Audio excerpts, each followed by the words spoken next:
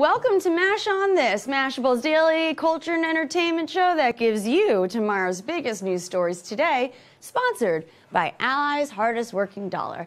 I'm your host, Steve Ducey, who's finally stopped estrogen therapy, also known as Dory Greenberg. On Mash on This, we give you a quick rundown of what we think is the best the internet has to offer. And since today is Bring Your Dog to Work Day at Mashable, we have a very special guest joining us in the studio. It's Popeye the Bulldog. Ooh, and there he goes. He wants no part in this. He's Popeye. Sorry, guys. We tried. He's Popeye's dad is Nate Fischler. He's the Sales Strategy and Data Monetization Director at Mashable. Very fancy title for a very fancy man and his very fancy dog. All y'all watching, the most welcome. Sorry, just a glimpse of Popeye, but you can follow him at Popeye the Bulldog on Instagram. And before you do that, we want you to watch and comment with all the stories that we have for you today. We will get to all your comments at the end of the show. Now let's get into it. President Donald Trump has done something so abhorrent, so detestable, that it has shaken even the most fervent Trump supporter to their core.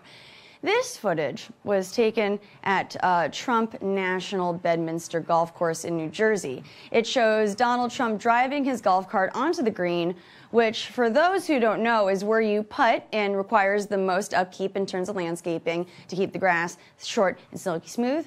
Because driving a golf cart onto the green can extremely damage the grass, sometimes beyond repair, this is a cardinal sin for golfers. People who don't even play golf know that rule. Some Trump supporters took to Twitter to voice their anger over this contemptible move, while some others try to defend the president, saying that he can do whatever he wants on his own golf course. But let's discuss a little further why this is so offensive. First of all, when Trump is too lazy to park the cart and drag his body to the green, he could be truly destroying the green for the people playing directly behind him, who probably paid way too much money to be playing on Trump's golf course in the first place. Secondly, this is basically one big FU to the groundskeepers, because now they have to do even more work to fix any damage Trump might have done to the grass. And lastly, the money needed to do any repairs to the course ultimately comes out of the pockets of the people who pay to be members of Trump's golf club. He's literally taking money away from his own supporters. Driving carts on the green is always inconsiderate and disrespectful, but when a guy like Donald Trump does it in this circumstance, it holds a little more weight.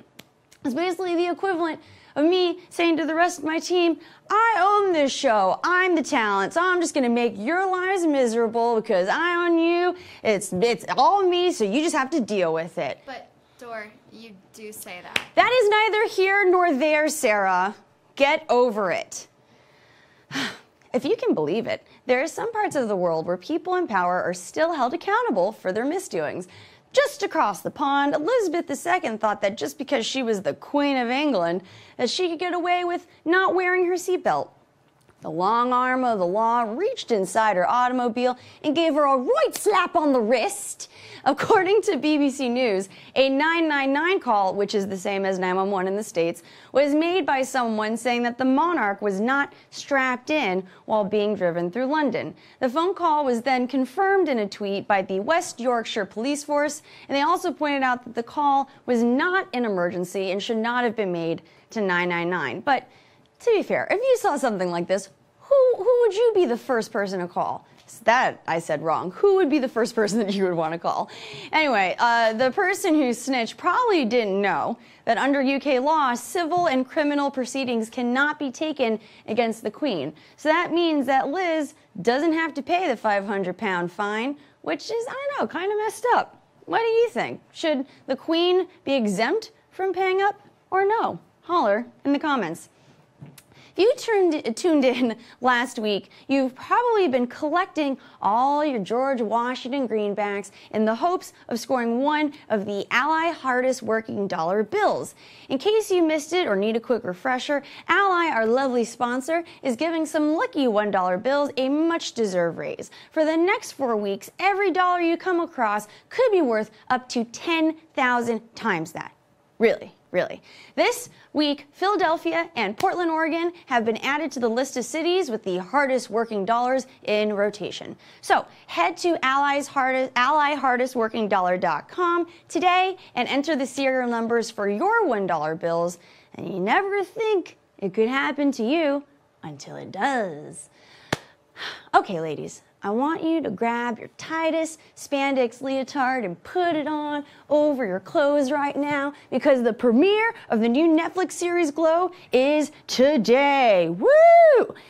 Yeah, Glow, which stands for the Gorgeous Ladies of Wrestling, is based on the Real Women's Wrestling Entertainment Collective from the 1980s and follows a group of unconventional women as they film a wrestling movie. Check out the stars of Glow explain the show in this trailer. Roll the clip.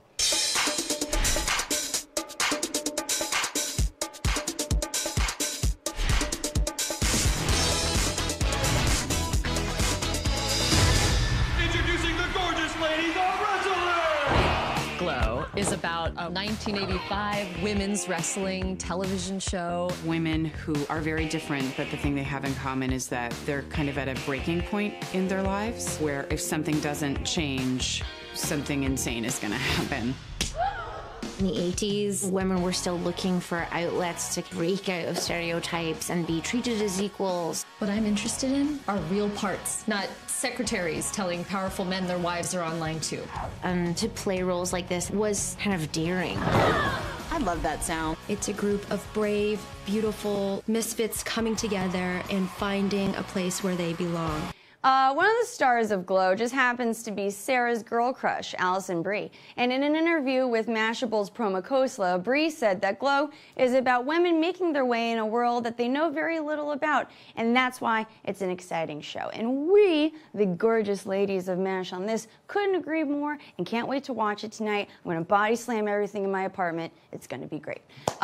We are approaching the end of Pride Month, and the big NYC Pride Parade is on Sunday, which means that a lot of famous LGBTQ people and allies will be in the greater New York area. Lady Gaga is one of the biggest supporters of gay pride, which explains why she would be in Montauk and Long Island, likely mentally and physically preparing for all the activity that this weekend brings. The physical part might have led her to go on a hike with her agent boyfriend, Christian Carino, where she decided to wear the most Gaga hiking outfit ever.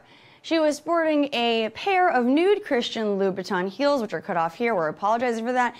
They were at least $600, though, believe it. And she's also wearing a long black skirt with a thigh-high slit and an off-the-shoulder crop top. And there's no doubt that all the woodland creatures were like, "Yes, Gaga, slay, mama!" But of course, there's haters out there saying that this is a ridiculous outfit for hiking, and how could she be wearing those heels and blah, blah, blah. Sometimes something is so ridiculous that it's just so right. And who's going to tell her that she shouldn't wear this to hike up a mountain? You? A nobody with no fashion sense? She would literally eat you like a granola bar on that mountain.